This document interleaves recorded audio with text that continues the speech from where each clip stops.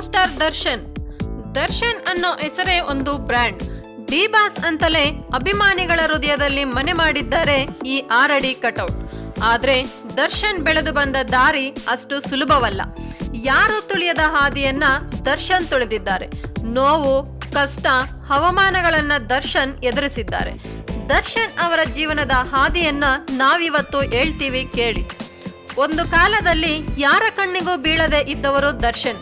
Light boy ಆಗಿ ಜೀವನ ಆರಂಭಿಸಿ ಕನ್ನಡದ ಸೂಪರ್ ಸ್ಟಾರ್ ಆಗಿರೋ ದರ್ಶನ್ ಬಾಲ್ಯ ಸಾಗಿದ್ದು ಮೈಸೂರಿನಲ್ಲಿ. ದರ್ಶನ್ ಹುಟ್ಟಿದ್ದು ಫೆಬ್ರವರಿ 16, 1977ರಂದು.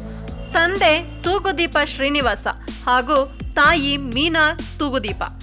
ಚಿಕ್ಕಂದಿನಿಂದಲೂ ಏನಾದ್ರೂ ಮಾಡಬೇಕು ಅನ್ನೋ ಆಸೆ ದರ್ಶನ್ಗೆ ಇತ್ತು. ಅದರಲ್ಲೂ ಪ್ರಾಣಿಗಳು ಅಂದ್ರೆ ಪಂಚಪ್ರಾಣ. ತೂಗುದೀಪ ಶ್ರೀನಿವಾಸ್ ನಿಮ್ಮೆಲ್ಲರಿಗೂ ಗೊತ್ತಿರುವಂತೆ ಕನ್ನಡದ ಖ್ಯಾತ ಖಳನಟರು. ಸಹಜವಾಗಿಯೇ ಮಗನನ್ನು ಸಿನಿಮಾದಲ್ಲಿ ಬೆಳೆಸುವ ಆಸೆ ತಂದೆಗಿತ್ತು. ತಂದೆಯ ಆಸೆಯಂತೆ ಸಿನಿಮಾ ರಂಗಕ್ಕೆ ಕಾಲಿಡಲು ಡಚ್ಚು ಮುಂದಾದ್ರು. ಆದ್ರೆ ಅವಕಾಶ ಸಿಗೋದು ಅಷ್ಟು ಸುಲಭ ಆಗಿರಲಿಲ್ಲ. ಚೆನ್ನೈನಲ್ಲಿ ತರಬೇತಿ ಪಡೆಯುತ್ತಿದ್ದ ಸಮಯದಲ್ಲಿ ದರ್ಶನ್ ಲೈಟ್ ಬಾಯ್ ಆಗಿ ಸಿನಿಮಾದಲ್ಲಿ ಜರ್ನಿ ಶುರು ಮಾಡಿದ್ರು. ಈ ವೇಳೆ ದರ್ಶನ್ ಪಟ್ಟ ಕಷ್ಟ ಅಷ್ಟಿಷ್ಟಲ್ಲ. ಹೀಗೆ ಸಾಗಿತ್ತು ದರ್ಶನ್ ಜರ್ನಿ. ಕೆಲವು ಧಾರಾವಾಹಿಗಳಲ್ಲಿ ನಟಿಸಿದ್ರು, ಅದೃಷ್ಟ ಕೈ ಹಿಡಿಯಲಿಲ್ಲ. ಅಂಬರೀಶ್, ಶಿವಣ್ಣ ಜೊತೆ ನಟಿಸಿದ್ರು, ಸೂಕ್ತ ಅವಕಾಶಗಳು ಸಿಗಲಿಲ್ಲ. ಆದ್ರೆ 2001ರಲ್ಲಿ ಈ 6 ಅಡಿ ಕಟೌಟ್ ಅನ್ನು ಹುಡುಕಿಕೊಂಡೆ ಬಂದಿದ್ದೆ ಮೆಜೆಸ್ಟಿಕ್. ನೆಗೆಟಿವ್ ಶೇಡ್ ಆದ್ರೂ ಮೆಜೆಸ್ಟಿಕ್ ಮೂಲಕ ಹೀರೋ ಆದ ದರ್ಶನ್ ಮತ್ತೆ ತಿರುಗಿ ನೋಡಿದ್ದೇ ಇಲ್ಲ. ದರ್ಶನ್ ಮೆಜೆಸ್ಟಿಕ್ ಸಿನಿಮಾದಲ್ಲಿ ಚಾನ್ಸ್ ಸಿಕ್ಕಿದ್ದೇ ತಡ. ಪ್ರತಿಭೆಯನ್ನು ಹೊರಹಾಕಿದ್ರು. ತನ್ನ ನೋವು ನಲಿವುಗಳನ್ನೆಲ್ಲ ಬದಿಗಿಟ್ಟು ಆ ಸಿನಿಮಾದಲ್ಲಿ ನಟಿಸಿದ್ರು. ಅದಕ್ಕೆ ತಕ್ಕಂತೆ ಮೆಜೆಸ್ಟಿಕ್ ಎಲ್ಲರ ಮನೆ ಗೆದ್ದಿತ್ತು. ಅಲ್ಲಿಂದ ದರ್ಶನ್ ಗ್ರಾಫ್ ಬದಲಾಯಿತು. ಮೆಜೆಸ್ಟಿಕ್ ಬಳಿಕ 16 ಸಿನಿಮಾಗಳು ದರ್ಶನ್ ಅವರನ್ನು ಹುಡುಕಿಕೊಂಡು ಬಂದ್ವು.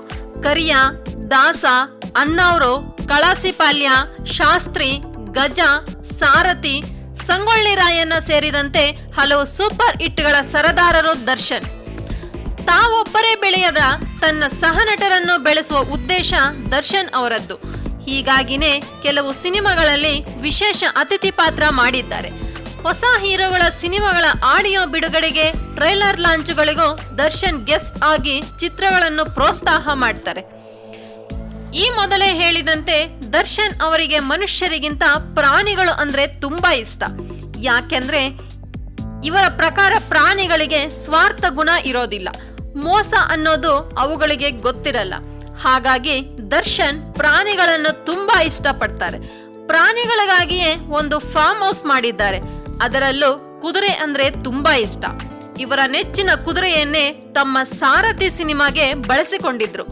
ತಮ್ಮ ಫಾರ್ಮ್ ಹೌಸ್ ನಲ್ಲಿ ಹಲವು ಪ್ರಾಣಿ ಪಕ್ಷಿಗಳನ್ನು ಸಾಕಿದ್ದಾರೆ. ತಮಗೆ ಬೇಸರವಾದಾಗೆಲ್ಲ ಅಲ್ಲಿಗೆ ಹೋಗಿ ತಮ್ಮ ನೋವನ್ನ ಮರೆಯುತ್ತಾರೆ. ತನ್ನ ತಂದೆ ಆಸೆಯಂತೆ ದರ್ಶನ್ ಒಬ್ಬ ನಟರಾಗಿದ್ದಾರೆ. ಒಂದು ಕಾಲದಲ್ಲಿ ದರ್ಶನ್ಗೆ ಯಾರೂ ಚಾನ್ಸ್ ಕೊಡ್ತಿರ್ಲಿಲ್ಲ. ಆದ್ರೀಗ ಕಾಲ್ ಶೀಟ್ಗಾಗಿ ವರ್ಷಗಟ್ಲೆ ಕಾಯ್ತಿದ್ದಾರೆ. ಕುರುಕ್ಷೇತ್ರ ಸಿನಿಮಾದಂತಹ ಬಿಗ್ ಸಿನಿಮಾ ಮಾಡಿ ಕನ್ನಡದ ಕೀರ್ತಿಯನ್ನು ಮತ್ತಷ್ಟು ಎತ್ತರಕ್ಕೆ ಹಾರಿಸಲಿ ಅಂತ ನಾವೆಲ್ಲ ಹಾರೈಸೋಣ.